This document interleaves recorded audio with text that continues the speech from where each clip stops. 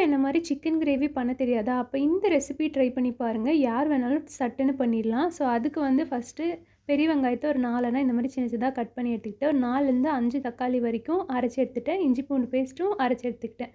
ஃப்ரெஷ்ஷா இஞ்சி பூண்டு பேஸ்ட் போட்டா தான் நல்லாயிருக்கும். ஸோ, ஒரு வடை சட்டி எடுத்து அதில எண்ணெய் விட்டுட்டு, பட்டை, ஏலக்காய், பிரியாணி இலை சேர்த்துக்கலாம். அது பொரிஞ்சதும் நறுக்கி வச்சிருக்க பெரிய வெங்காயத்த ஆட் பண்ணிட்டு, கொஞ்சம் உப்பு சேர்த்தா சீக்கிரம் வெந்துரும். அது வெந்ததுக்கப்புறமா கருவேப்பில உங்களுக்கு பிடிக்கும்னா ஆட் பண்ணிக்கலாம். இல்லைனா அத விட்டுட்டு இஞ்சி பூண்டு பேஸ்ட் போட்டு நல்லா பச்சை ஸ்மெல் போகிற வரைக்கும் வதக்கி விட்டுக்கலாம்.